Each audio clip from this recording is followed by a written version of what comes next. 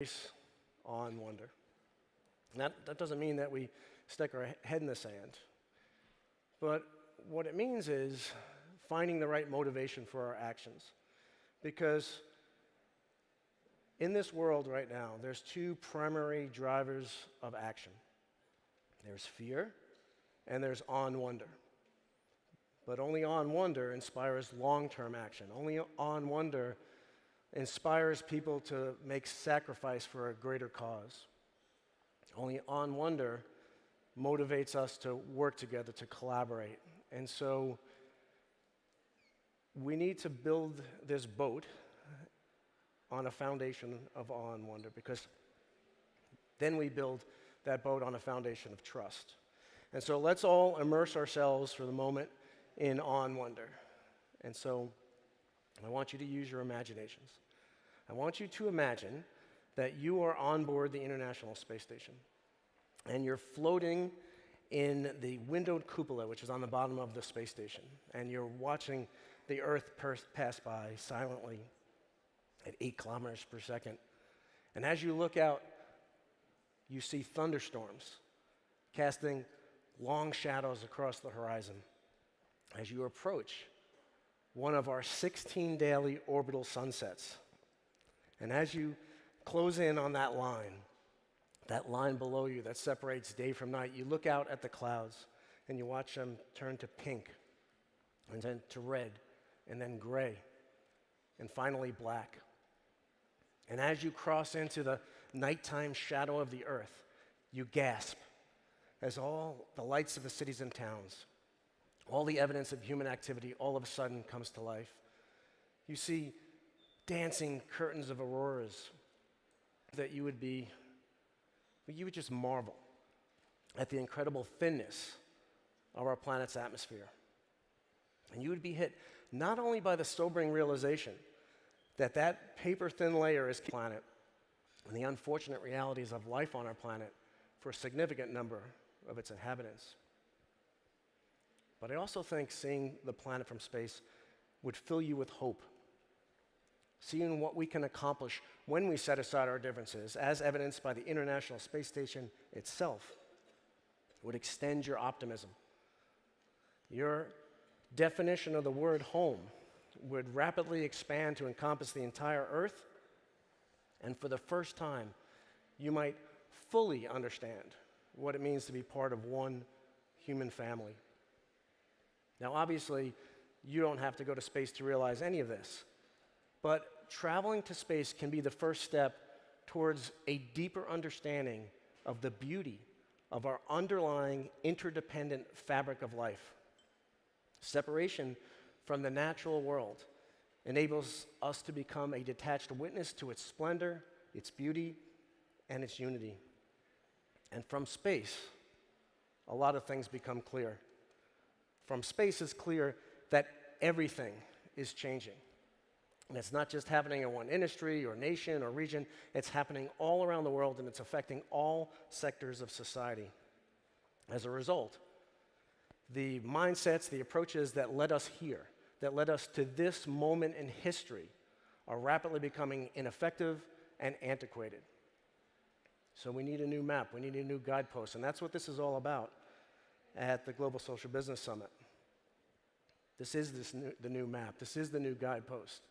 Now, the changes we've seen are partially due to positive things, like revolutionary new technological advancements, new powerful ways to reach consumers and customers, an explosion of collaborative tools, some powered by blockchain and other distributed technologies, also AI, autonomous vehicles, 3D printing, new materials tied to the Internet of Things, and many, many other positive trends that together are completely rewriting the fundamentals of business and rewriting the fundamentals of our society. But the changes are also due to the disruption and the uncertainty that is all around us. We are living through very uncertain times, and there's many factors affecting our social business operations, everything from the war in Ukraine to the pandemic to political divisions and gridlock to the ongoing refugee crisis. Now, we can see all these things, and we can allow them to cause us to shrink. But rather than being overcome by the fear of disruption, by the fear of uncertainty, we can learn to deal with this disruption with success. Now, the way to see the path forward is to take a holistic approach and to strive to see how everything fits together and to realize that we can lead towards a more inclusive, socially just, and stable world while protecting the environment and moving our business operations forward. These are not mutually exclusive, they're complementary. In fact, they're more than complementary. We can take a socially just and an environmentally friendly business approach while creating new products and services, creating new jobs, and do all this in a financially sustainable way. And as critical and daunting as all these changes and all this uncertainty is, it's just the tip of the iceberg. We are entering into a new human era where everything will change, especially how we solve the problems of our world and how we conduct business. And the way to see the path forward is to look for ways to collaborate, and look for collaboration that leads to shared strength. So the focus of this discussion and the way to see path forward is to zoom out to a higher vantage point where all the pieces of the puzzle come into view. We see who has them and what picture they paint for our businesses and our social businesses. And over the course of my career, I've had the opportunity to have some amazing experiences. And these experiences have given me a very unique, big picture perspective of our world. And so when we put all these changes we've seen in a big picture perspective, when we put them into an orbital perspective, certain trends, truths, and the path forward becomes clear. Now, I launched into space with the belief that we already, right now, have all the technology, all the resources necessary to solve many, if not all, the problems facing our planet. And so I spend a good deal of my time in space pondering the question, if this is true, why do they still remain? And the seeds to the answer to that question were planted on my first space mission. On the third spacewalk of that mission, my feet were clamped to the end of the space station's robotic arm. And with me attached to the arm, it was flown through a maneuver that we called the windshield wiper, which took me across a large arc across the top of the space station and back. At the top of this arc, I was about 30 meters above the space station, looking down at this incredible complex against the backdrop of our indescribably beautiful planet 400 kilometers below. The sheer beauty of that scene took my breath away. But more compelling than the beauty of that scene was the incredible human accomplishment that the International Space Station represents. You have to realize that 15 nations built the International Space Station. Some of these nations weren't always the best of friends. Some were on opposite sides of the Cold War, opposite sides of the space race. Some fought wars against each other. But somehow they found a way to set aside their differences, set aside fear, and do this incredible thing together in space. And as I hovered there above the space station, taking in this scene, I thought about, what would the world look like? How many fewer problems and challenges would we face if we could figure out how to have that same level of cooperation, that same level of collaboration, and bring it down to the Earth's surface? Now, this level of cooperation, this new level of cooperation that we'll need to solve these problems is going to need to involve all sectors of society. So how can business help usher in this new, positive, restorative future? They can do that by creating the reality where all businesses, not just social business, but all businesses, exist first and foremost to serve the needs of society. Where businesses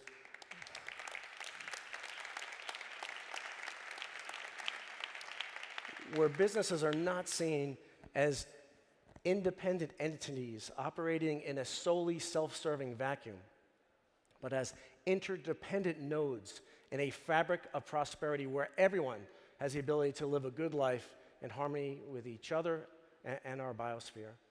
We do that by creating the reality where political and business leaders take a long-term, multi-generational view of investment and progress, where self-centered egoic consciousness is replaced by a planetary consciousness, which, in the words of the late Dr. Martin Luther King Jr., embraced the basic fact of the interrelated structure of all reality. And so to bring this to a close, I want to share a story with you that I've shared at every Global Social Business Summit that I've been at since 2011. And I want to share it because it so powerfully illustrates what we need to do. And that story is about when I returned to Earth. When my 6-month mission was over, my crewmates and I got into our spacecraft. We had this fiery, violent ride through the atmosphere at 5 miles a second. Oh, let me jump ahead. Fiery, violent ride through the atmosphere at 5 miles a second. The parachutes opened. We were thrown all over the place. Eventually, the capsule smashed into the ground. And we hit so hard that we bounced and we rolled and we flipped over. And now my window was pointed down at the ground. And out of my window, I saw a rock, a flower, and a blade of grass. And I remember thinking to myself, I'm home. And what was really interesting about that thought is I was home, but I was in Kazakhstan. And so to me at that moment, home wasn't just Houston, Texas, where at the time my family was waiting for me to return. Home was Earth. And our definition of that word home has powerful implications for how we problem solve, how we treat each other, how we treat our planet. And broadening our definition of the word home to encompass the entire planet doesn't come with a requirement to forget where we came from, our national, our cultural, our religious, our ethnic affiliations. It simply means seeing those things in the context of the bigger picture. And so in the context of the bigger picture, I want to thank each and every one of you for what you are doing and what you will do to help make life on our planet as beautiful as our planet looks from space. You don't have to be in orbit to have the orbital perspective, and by working together, we do not have to accept the status quo on the planet. We can get on the right side of this transition point, of this inflection point. So with that, I thank you.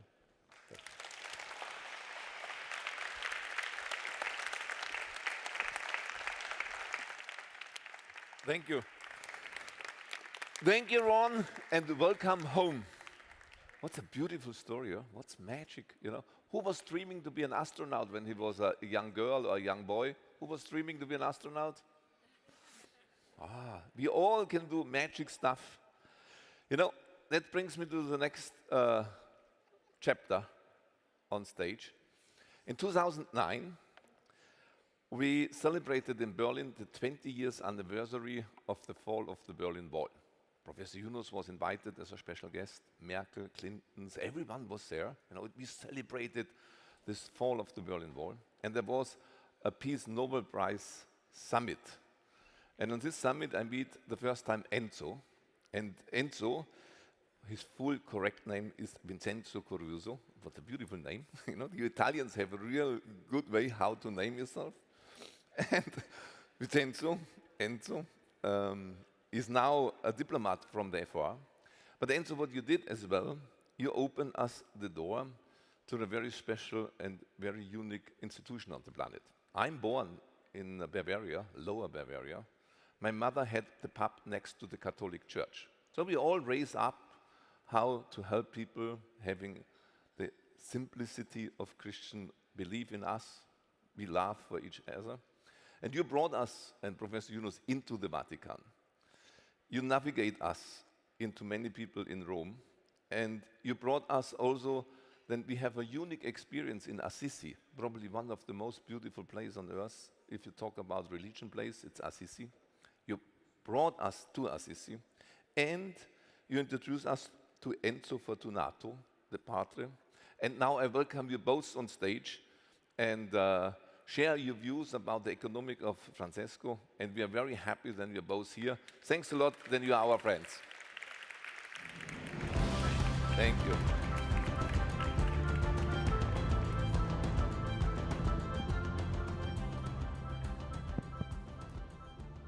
Allora, pace e bene a tutti voi, Peace and goodwill for all of you. Ron, io preferivo stare su quelle immagini che abbiamo visto prima, però ci hai detto una cosa bellissima. Sorry, it's Finally so hard. to house. It's so hard to translate, Father Enzo.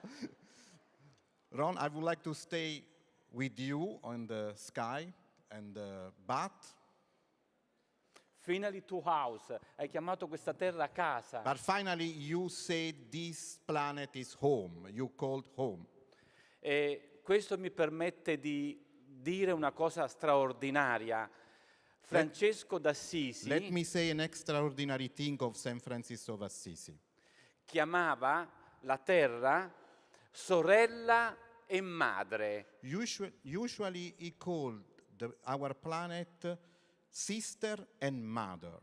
Tutte le altre cose invece semplicemente sorella o fratello. And usually he called all of the other things sisters or brothers. But in the case of Earth, he called mother and sister. Sister. No? E sorella e madre significa che chi ha un doppio senso di responsabilità, un doppio senso di appartenenza, So there is a double sense of responsibility. doppio senso di There appartenenza, is a appartenenza, I don't know if parentela. belonging, yes. Belonging. There is a double sense of belonging No? and responsibility. Thank you. Thank you Sì. so much. Chi ha questo doppio senso di appartenenza è capace di fare e di vivere e di realizzare grandi sogni come te, fratello Yunus. Is able to realize great dreams as you, brother Yunus. C'è chi questi sogni desidera spegnerli perché vuole un mondo in guerra, un mondo in combattimento, un mondo abitato dall'odio. There is someone that wants to switch off those dreams because they prefer a world full of hate, full of anger. Sapete, abbiamo vissuto un grande passaggio in questi anni, dalle 5 grandi aziende del mondo come ExxonMobil, General Electric, Microsoft, Citigroup o Bank of America, And Bank of America, che sono petrolio, manifattura e finanza. that means oil, manufacture, and finance.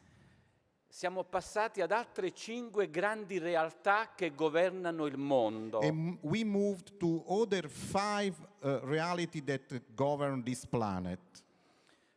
E sono Apple, Google, Microsoft, Amazon, Facebook. We moved to Apple, Google, Microsoft, Amazon, and Facebook. Praticamente la tecnologia informatica. Practically, we lived in a technological world. Ora ci dobbiamo dire una cosa scomoda. Siamo tutti letteralmente schedati. I would like to say a very important and sad thing. All of us, we are detected. But it's Eric Schmidt, is the Google CEO that can say that. Sentite bene cosa scrive e cosa dice. Listen what he said. Immaginate di camminare per strada Imagine to walk on the street con le informazioni che abbiamo raccolto su di te. with all of the information that we took from you. Google sa bene chi Google siete. knows very well who you are, Chi siete? Che cosa vi interessa? what are your interests, Quali sono i vostri amici? what are your friends, Quali sono i vostri gusti? what are your desire, Quali sono le vostre opinioni? what are your opinions, E ciò di cui avete and bisogno. what you need. Queste persone non ci propongono il tuo sogno, Yunus. Those people cannot propose your dream, Professor Yunus, O il sogno di 2 tuoi grandi alleati. or the dream of your biggest allied. Sapete chi sono gli alleati di Yunus? You know who are Yunus allied, the best allied of Professor Yunus? Sapete chi sono? Domando a voi. You know? You know who are? St. Francis o Francis o Assisi e Papa Francesco. Papa Francesco and St. Francis. O I Brother can- Francis, per chi non crede. Yeah. Queste persone che ci hanno schedato non vogliono i 3-0, zero Those disoccupazione, zero povertà, zero emissioni. Those people cannot follow. They don't want zero carbon emission, zero unemployment. Oppure il sogno di Oliviero del Serming, al quale mi lega una profonda amicizia, e cioè trasformare l'aggressività in amore. Or the Oliviero's dreams that he wished to transform the hunger, the hate in pure love. Allora io consegno a me due risposte So I want to give to che myself condivido con voi. two answers that I want to share with you. La prima, First, abbiamo bisogno di recuperare il tempo che viviamo, come stiamo facendo ora. we need to rediscover the time that we are living, like that we are doing now. E non essere vittime o soggiogati della fretta. And not be victims of speed. Sapete, la fretta, questa parola che segna le nostre agende, le nostre giornate, le nostre relazioni, da dove deriva? You know that the word speed that is signing every moment of our daily life, what are the etymology of this word speed, you know? Io penso che non lo sapete. I don't think that you know that speed, Non lo sapevo nemmeno io, me too, I never knows before, Deriva dal latino is from Latin. da frictare, che significa fregare. Is from the Latin frictare, that means cheating. Fregare, cioè la fretta ci frega i sogni, ci frega le relazioni, ci frega il futuro. So speed cheat our dreams, cheat our relation, cheat our future.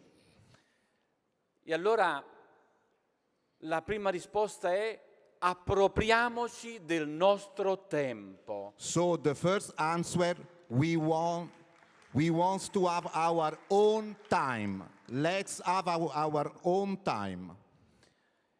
Il tempo vissuto bene.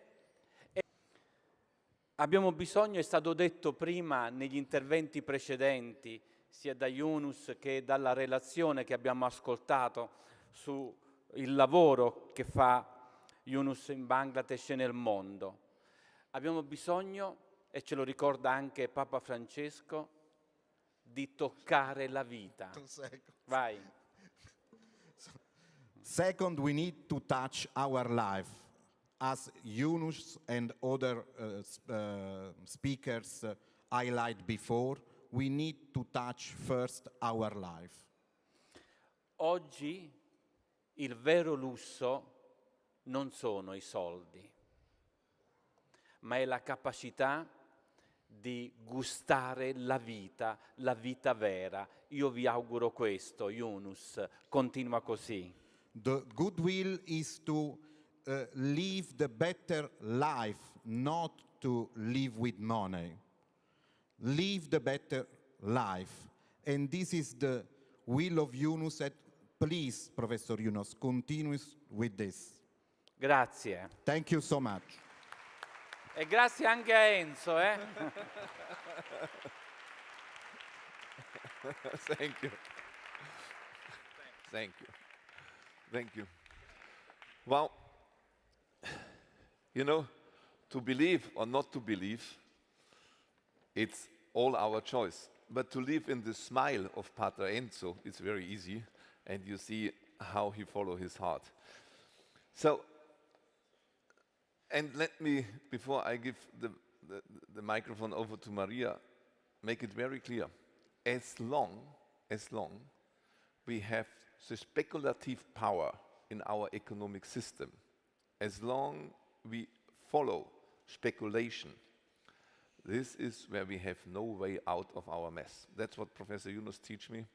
The system of this big organization may be right, but the fuel, how they are driven, is totally wrong.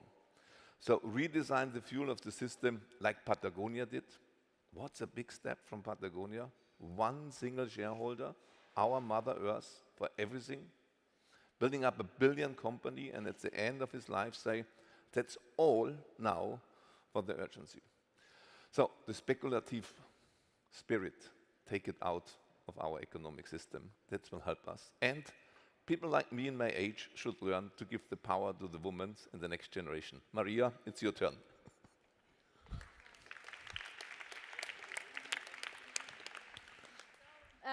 We are approaching our Tech4Good moment, and Tech4Good cannot wait, and we are like running.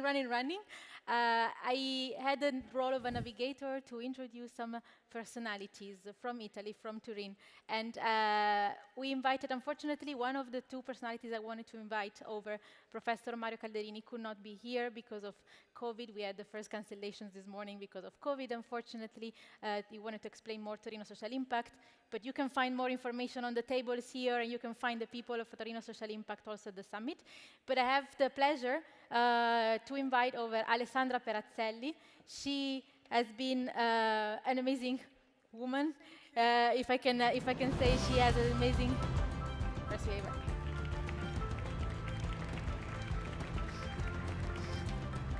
So, you are a member of the supervisory board of the European Central Bank. You are deputy governor at the Bank of Italy, and you have been fighting for women empowerment, social tech, and impact finance at the same time. So give your message to the social business community today. Thank you so much for having me here. It's a great honor and a pleasure. And, you know, some of us may ask themselves, what is a central banker? Coming to tell you, being on this stage, in fact, central banks are very, very instrumental because we make the rules and we make banks perform according to our rules. So it's extremely important that we embed into what we do every day some of the rules, some of the concepts and the ethics that you are proposing here and you have been working on for so long.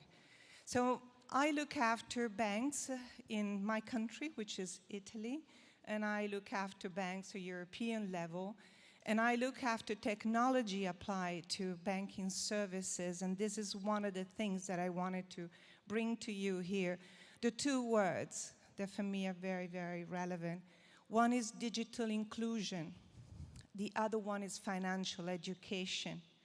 And this is particularly important as we see the rise of absolute poverty in the world and in this country. It's come to 10% of our total population. 5 million people in Italy right now are touching absolute poverty, and most of them are women, and most of them are mothers with young children.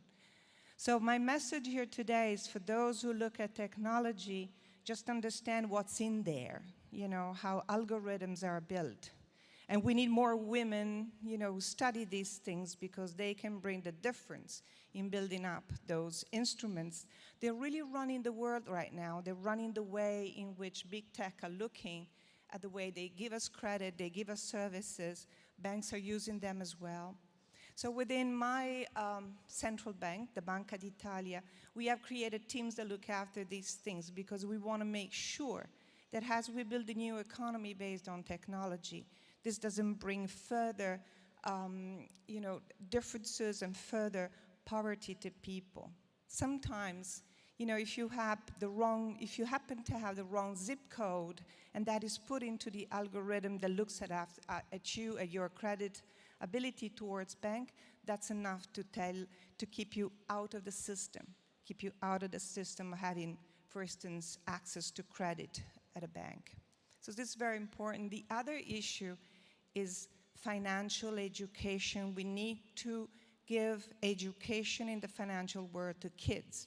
We need to start from the very, very scratch. You know, financial education even though it seems to be something so far away, is at the basis of our ability to exercise our rights in the democracies and in the world that we live in. Women in particular, especially those who have very limited financial resources, they need to know how to use their money. This is so important for their freedom. It's so important for the education of their children. It's so important for their health. And it's so important for the way in which they are active citizens. So this is my job, among other things. And I'm very happy to be here to witness this. Thank you so much. Have a great meeting. Thank you, Alessandra. Thank you so much. You want to say something, Hans? Please. Huh? We have now a Bangladeshi woman on stage. Before, there's actually a message from a royal. Oh, Yes, and which royal? from Luxembourg. Yeah. She And this is a guest always at the summit. She couldn't come this time, Not unfortunately. now. But she sends her regards to the community, the Grand Duchess of Luxembourg.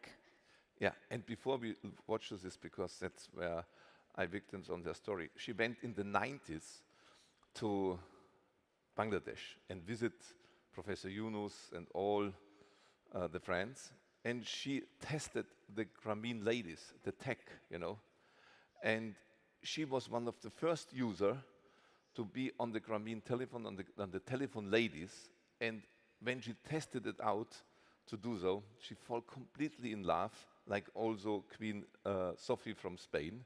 So they all was already there in the 90s in Bangladesh to observe the technology transformation for the poorest of the poorest. And now we are very happy and delighted to watch to the words of Grand Duchess Marie-Therese. Yes. Thank you. Dear Professor Yunus, ladies and gentlemen, dear friends, it gives me great pleasure to be invited to address the distinguished audience participating in this 12th edition of the Global Social Business Summit here in Turin. It has been 25 years since I had the great joy of meeting Professor Yunus, and I have never lost the sense of privilege I felt the first day I met such an extraordinary person. I am convinced that the visionary concept developed by Professor Yunus over recent decades offers a chance both for our generation and those to come to change society in a meaningful way by transforming ideas into actions. The ambition to solve social problems by developing sustainable business projects requires courage and creativity. It is a true commitment to those in need. Above all, I have learned from Professor Yunus the importance of listening with humility to the poorest, for me, those who know best, to hearing those concerned, who know better than anyone what they need. We met today in the context of worldwide humanitarian crisis that has stretched the existing social pacts to breaking point. Between the pandemic and its disastrous consequences in terms of health and lost economic opportunity, not to mention the tragedies of war such as we are witnessing in Afghanistan or in Ukraine, this summit, which is the major annual meeting of the large family of the social economy around Professor Yunus, is more than ever relevant.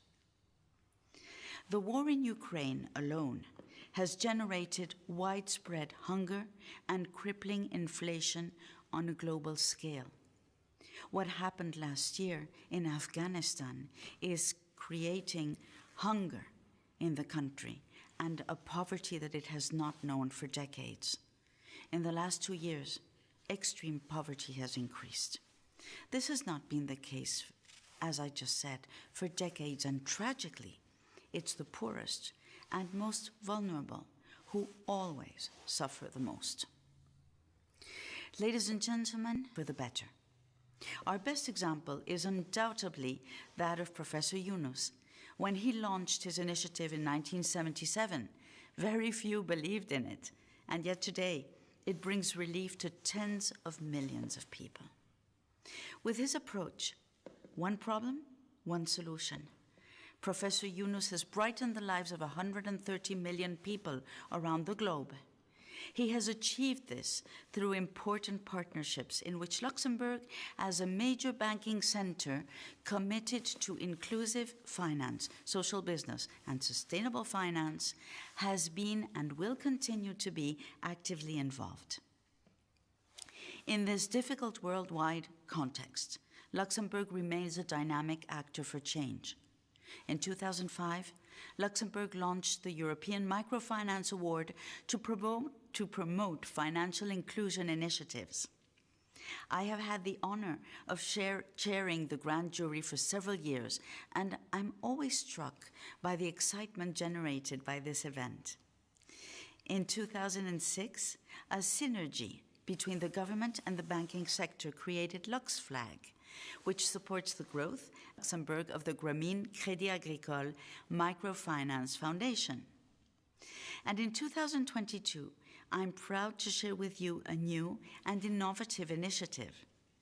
At a time when climate change, pandemics, and wars make the position of refugees a critical issue for our concern, the Grameen Creative Lab has just been incubated with BGL, BNP Paribas Bank, in partnership with Singa Luxembourg, an association that works to facilitate the inclusion of newcomers in Luxembourg, and the University of Luxembourg.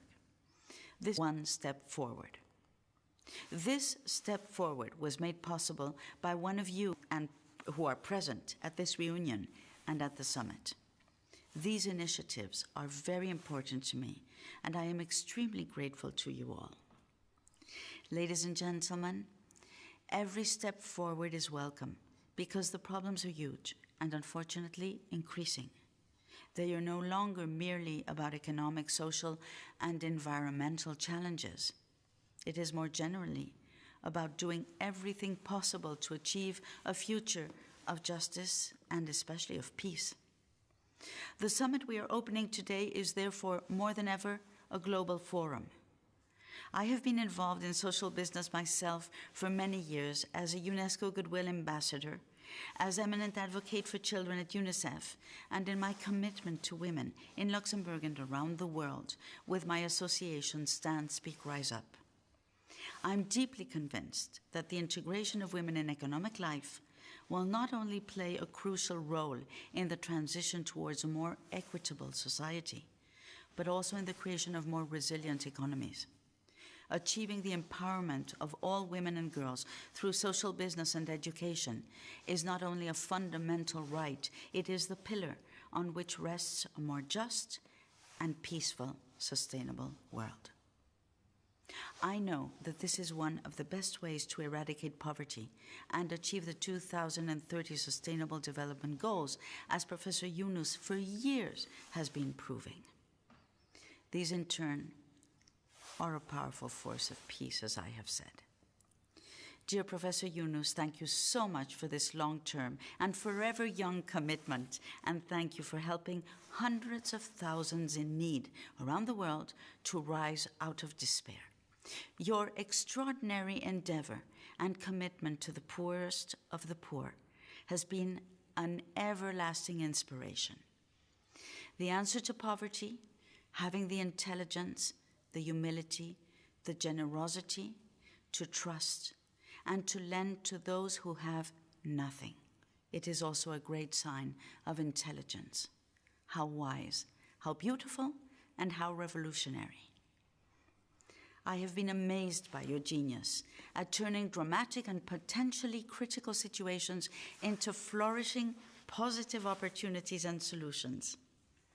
This approach is shared by both of us, and if I had to summarize in a few words the methodology that drives us both, I would emphasize this: the importance of going out to meet the people concerned and taking the time to listen, to be there for them.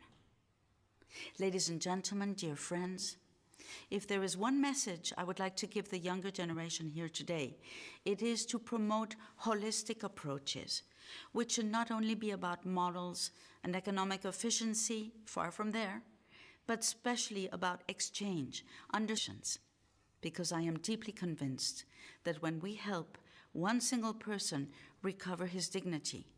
We are Good enough, is that? Wow, wow. What amazing message from the Grand Duchess. And she mentioned one of the social businesses that we incubated, Jeremy Corneille, One Step Forward. We can make a big applause. We don't take credit as Grameen Creative Lab. Jimmy did all on his own, but we're very proud, and you can listen to more stories like this tomorrow and to more messages like this powerful message. More challenges require huge step forwards, and in these technologies can help us a lot. And this is how we introduce our Tech4Good panel session. The first person that I would like to introduce you is somebody always from Italy. One thing that has to be accelerated is the upskilling. How can you upskill quick? How can you digitalize quick? And Talent Garden has been doing a lot in this sense. It has become the leading edutech center at European level. Davide Dattoli, the CEO, is here. Welcome on stage.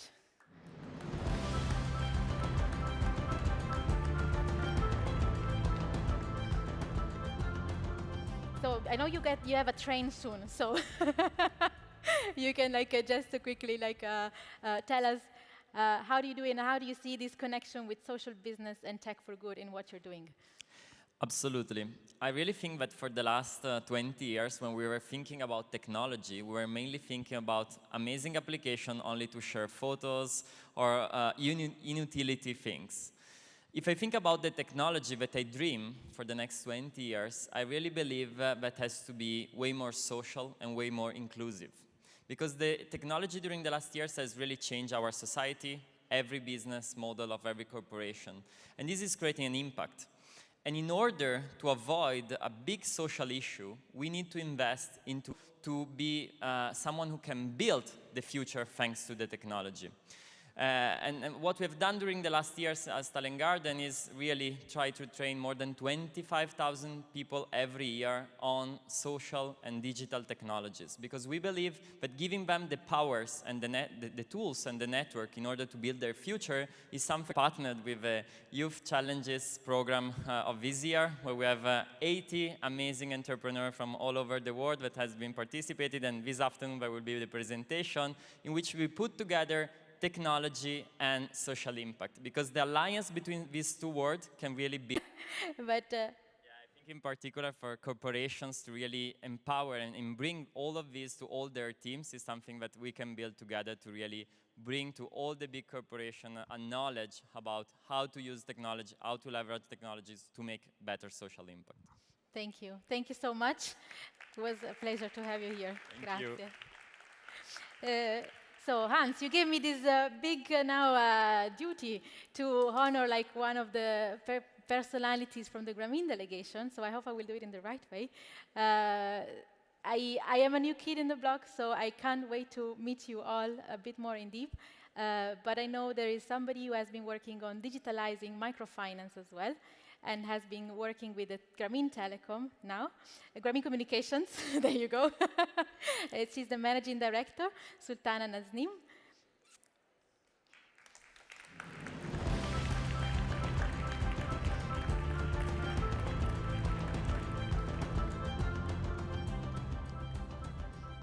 You're welcome.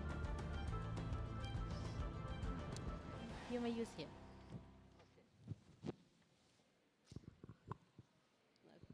Hello, everybody. I'm from the Grameen delegation. My organization name is Grameen Communications.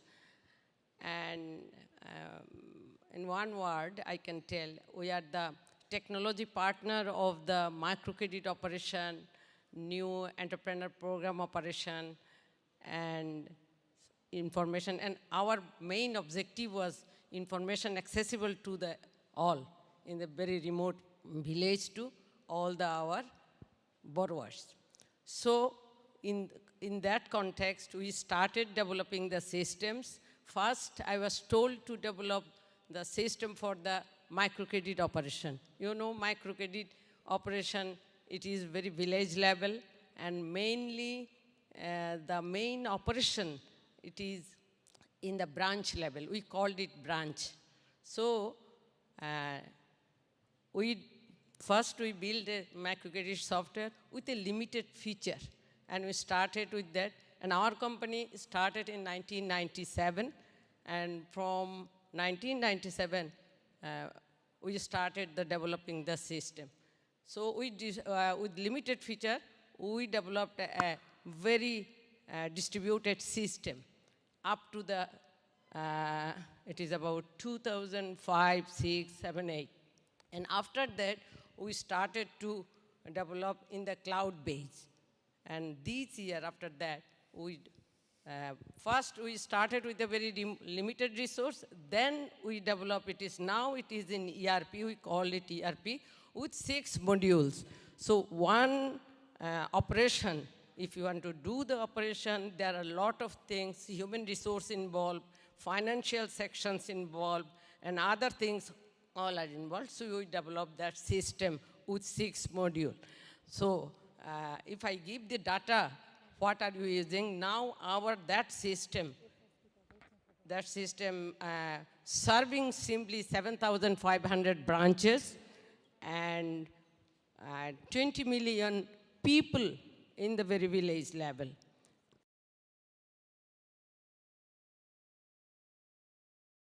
At about the 2010, we focused to the all microcredit operation, not only the ground. The figure is 190 organization using, we are just simply serving the 190 organizations. And if I mention some data, that is every day we are just handling data, 15 million every day. Every day we are handling data 50 million. 15 million.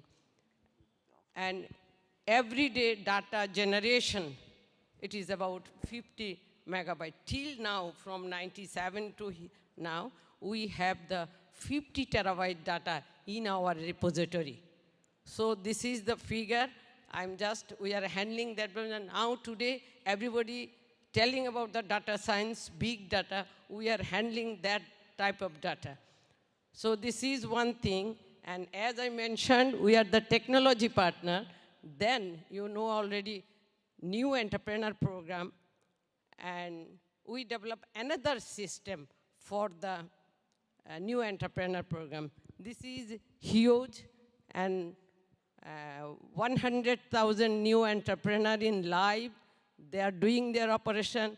We include a system there, one SMS-based system, and we are doing the data handling this way. It is suppose 100% of SMS every day they send there with the business data. So we are getting all the data. If it is 60%, we thought that the Nobin is okay. But if it is below 40%, then because his business is at risk. And every day we are getting this data, and after the 7 days, we publish the report to the stakeholders. This is the way we are working. As time is limited, I just mentioned another system. This is the social business pedia. Social business pedia in one place, it will be a knowledge hub. So we put all the together there, and you know all the events are happening.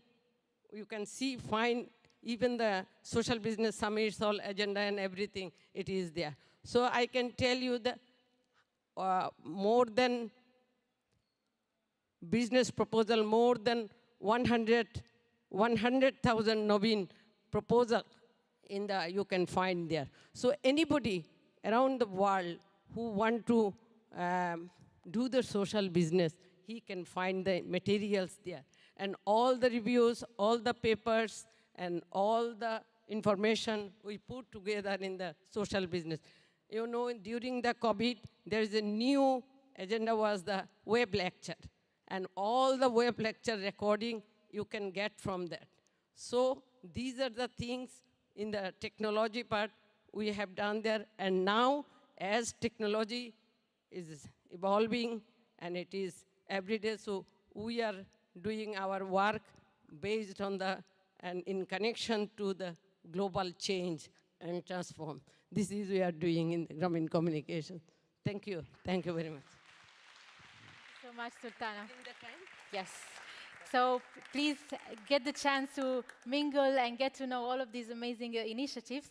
I have three amazing speakers now to introduce, and we're going to finally sit on these chairs as well, because we have been standing, running, but we have an amazing stage that we need to use as well.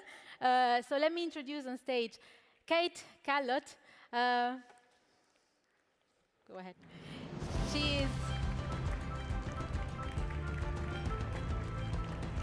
She's the CEO of Mara Foundation, and they introduced you to me as a world-owned technologies, blockchain queen in Africa. Can I say this? I don't know. This is a lot of honor. And then I have Samira Khan. We met online, actually. She's from Microsoft, and she has been dealing with the Tech4Good and entrepreneurship programs and social entrepreneurship program inside the company. Welcome. And then I have Stefano Buscaglia. Stefano Buscaglia is the managing director of the Links Foundation. It's a foundation that deals with research on how to apply digitalization in the third sector. And we're just going to sit and enjoy this stage for one moment before lunch, because lunch is getting ready in the meantime, and we can have some more Tech4Good talks. I'm going to start with you, Kate. You have been working to improve access to technology in Africa, and you leverage on AI and blockchain technologies to do that. Can you share briefly with the audience, how do you do that? Sure. So, as Mara, we are a digital financial ecosystem based on blockchain. Often when you hear about blockchain, you think straight about cryptocurrencies and this bubble that has been created by the global north. But actually, most of the applications of blockchain are at the edges, in countries, in places where there is no legacy financial infrastructure, places like Africa. So we took on the mandate to provide access to financial services to most of African population. And when we started this adventure, my co-founder and CEO had spent years in the Niger Delta trying to clean up this one of the most polluted places in the world by leveraging local communities and disbursing payment to them. And that's when he realized that we were lacking that basic financial infrastructure that we had to create as Mara. And when you start a startup and you create a foundation straight ahead, people look at you and think you're crazy, because why would you create a non-profit if you're starting a business? But actually, social impact has always been at the back of our mind, and everything that we've been doing, at the core of everything that we've been doing. So creating that foundation was for us a way to make sure that we would take on this mission to educate everybody and bring them alongside the road of this financial and digital revolution that we were starting on the continent, educating people around finances, strengthening financial resilience of everybody and marginalized communities, but also educating developers with technological tools that they can use to build the future of their communities, of their tribes, of our countries and our continent. Thank you. That's amazing. So please welcome Kate also in the audience. Try to get more hints, because unfortunately, we're running out of time. But it's amazing what you're doing. Thank you so much for sharing. And Samira, how do you then apply all of these Tech4Good concepts into companies like Microsoft, and how can big tech companies can enter the social business model as well? Yeah, thank you so much for including me on this panel about a very important topic. Digital inclusion, access of technology for some of the most vulnerable communities has been on my mind when I was working at Salesforce. It's been on my mind at Microsoft, but it's been on my mind prior to that as well when I was studying technology transfer from developed countries to developing countries. It was a very unilateral conversation. And if we think about health and patient empowerment and people having access to their records, if we think about education and the numerous pathways that now exist to get educated online, if we think about people's identity and digital inclusion in that regard, and if we think about democratic voice and how youth in particular are using technology to organize, to speak out, such as with the Arab Spring, and if we believe that health is a right, if we believe that education is for all, if we believe that every person should have the ability to feed themselves and their families, and if we believe that every person deserves the protection of the state, and if we believe in democracy and the power of voice, then we absolutely must look at digital inclusion as a human right. And daily life is becoming increasingly intertwined with the digital economy. So where does that leave us? So Klaus Schwab has said something interesting about the corporation, that is not only responsible to shareholders, it should be responsible to a broader set of stakeholders. So where does that leave technology companies? Technology companies are uniquely responsible for a certain type of economic growth that is dependent on digital inclusion. So they have a responsibility to bring some of these vulnerable groups and harder to reach communities along. And not only is it a responsibility, but it is actually material to them as they think about the long term and their business as well. So it's very important, and in the interest of time, I'll go quickly. I think that there's already been strides made. If you look at the major technology companies and their philanthropy strategy, they're offering technology at a discounted rate. People are volunteering. They're also investing in skilling all over the world. But there is so much more to be done. If we look at solutions from the ground, we don't have a way to transparently access some of those. In many cases, there isn't a locus to support some of these social businesses. And we need a different type of financing. So technology companies need to be on this journey with communities. And one of the quotes that I've grounded my work in and myself in for many years is actually by Dr. Yunus. And the essence is basically that the poorest of us are sometimes the best innovators. And if that is the case, then the poorest are not beneficiaries, they are partners. And what makes a good partnership? Trust. Trust. Inclusion. They need to be in this room with us, not outside. And I think that's a very important point. And so I encourage us to think about what builds trust across communities. And for me personally, part of it is about empathy, but part of it is also about dignity. My life here is just as important as your life there. Thank you. Thank you, Samira. And you're ready exactly. we have now, we've seen the point of view of a company. You said, Samira, that we need to invest more into these social businesses. And you created a foundation as well to gather more funds into the business. Then we have also research that is needed. Is needed to push digitalization as well, and be in support of NGOs, be in support of foundations, and companies also to cooperate as well. So what do you do at Links Foundation? Yes, absolutely. First, thank you very much for having me here. Let me give you two numbers. First number is, they are from a survey from Deloitte, Italy, very serious survey. 80% of social impact business in Italy declare they don't have sufficient skills in technology.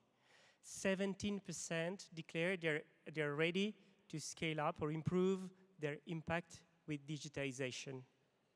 Impressive numbers, right? So what do? We are a research center, and we do research. We do publish papers. We do excellent research. But we also have opened this social tech lab which helps us to bring technology into social impact businesses, because we do believe that scaling up those businesses is our duty, and it's absolutely essential to improve and expand the impact we want to do on this world, right? So what we did, and I'm here today to talk about a call that we did, a call for projects with grants at stake, with the two biggest bank foundations in Italy. We were scientific advisors, and we had as financiers Compagnia di San Paolo and Fondazione Cariplo. And those two bank foundations helped us, and we helped them, by the way, to create this big grant that was meant, it's called Evolutions, and it is meant specifically to bring digitization in a few axes, which is digital business, data-centered, data-based organizations, marketing and digital fundraising, and you name it, all those dimensions that are meant to improve and increase the impact of those foundations, of those social impact businesses. We had 200 applications. We selected 80 of those, and we're accompanying them with a network of 30 advisors, which are there to help those businesses to be stronger and to be more impactful with more span. That's how a scientific foundation is trying to bring into social impact business their knowledge in digital to have more impact. Thank you. And are these grants also open only in Italy, in Europe, in the world? Those grants are open in the northwest of Italy. So we are talking here about 30% basically of social business companies in Italy. So 4 regions in Italy, northwest. Thank you. Thank you. Thank you very much. And maybe one last question to Kate, since you were very brief. And how do you see the contact with these, for example, such grants in blockchain? How is the so to say, is it a florid space where there's grants coming into blockchain? How do you see it? So blockchain technology is still a technology we have barely scratched the surface of. So like I mentioned, there is this perception that this technology is still very young and immature, but at the same time, we are starting to find real use cases on the ground, at the edges, in places like Africa. This is why we have decided to take on this mission. And today I'm extremely proud to say that we've provided access to financial services to more than 3.6 million people across many countries, Nigeria, Kenya, Ghana, and we are pushing forward to this mission now. Coming to the question of grants, one of the things we pushed for the foundation, when I mentioned education around developers, is to matchmake this talent, this pool of young people. Africa has a population that is extremely young. This pool of young people, and upskill them with access to technology, providing them the tools, the platforms that they need, but also matchmaking them with problem statements that the community was facing. As an example, we took a few developers from Nigeria and Kenya into the Masai Mara to sit down with Masai communities and listen to their challenges. And we challenged those developers to build solutions that could help these Masai communities. And 3 of them are now incubating their startups. They are flourishing. They're getting into a global incubator program. So for us, it's really about taking this global platform that we have access to. Being on a stage like this today for us is exceptional, but also bringing those global resources to developers on the ground and enabling them to build future businesses that can solve challenges that are uniquely African. Thank you. Well, congratulations. So thank you so much. And I apologize again, if this did not maybe happen, we were meant to do this. But Tech4Good, for us, as Tech Professor Yunus said, the world is going at a super fast pace. Technology can really make the change, for young people can make the change for social business too. So I hope there's going to be a lot of conversations. This afternoon, our young challengers are presenting their Tech4Good social business pitches in the open terrace. So we go for lunch, Hans. Thank you so much again. Thank you. Wonderful. So, lunchtime. But how we do it? Sorry again, guys. So first of all, we need your help. So everyone have to sit down now. Can I ask the last row? Yes, all the people in the back. Can you sit down? Otherwise we can't serve you. Everyone else, there is a box under you. So first of all, you have to clean up your table now. There's an empty box under your table. And there's another box under your table. And you all have to prepare now your tisch table. So can I have the camera with me? So where's the camera? So let's have a look here. Giuseppe, you find it. So clean up the table.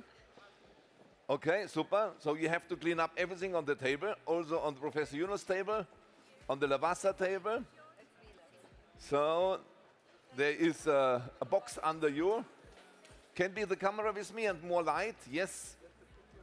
So here we are. Can I help you? You have a box here under the table where everything is in. Here you see it. So, okay, put the box on and prepare it like you have a table at home. Okay, let me see. Can I have the camera? So, did you find everything under? So you have to prepare it. You did it already. So do it nicely, like you do it at home. Put everything right on order, and put everything what you not need under the table. Okay. So you're ready here. So put the dummies down like you have it at home. Put all the rubbish, make it a nice table for every one of you. Okay. And then put the box back. Okay. Cool. Get ready your table. Oh, this table looks extraordinary. The Grameen delegation did it very nice, Super. Maybe you can, all the things what you don't need under the table. Have a clean table. Okay. That looks great. Cool. Let's do it precisely, nicely. Fix it. Put all these things off the stage so you have a nice table. So, the cirque table looks beautiful. Number 5 looks beautiful. Number 4. So, wait a moment. So, can I go through? Oh, can you help this table of us to make it? Oh, later, can't. Help me. Yeah, you have so much time to make photos, but now prepare the table. This table doesn't look like really...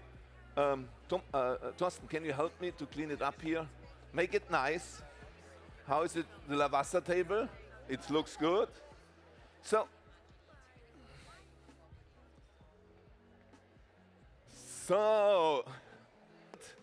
and may you all stand up now? All stand up. Okay. Then hold the hands next to the people who are around you. Like hold your hand, okay? Okay, and now, before food will serve, okay? Now, before food will serve, we need, exactly like Joseph teaches us, a moment of silence to enjoy the food and think on how thankful we are to have food every day. That's something really special. I saw this once in San Patrignano, and I really love it, what's happened in San Patrignano every day. So it's this small moment of silence.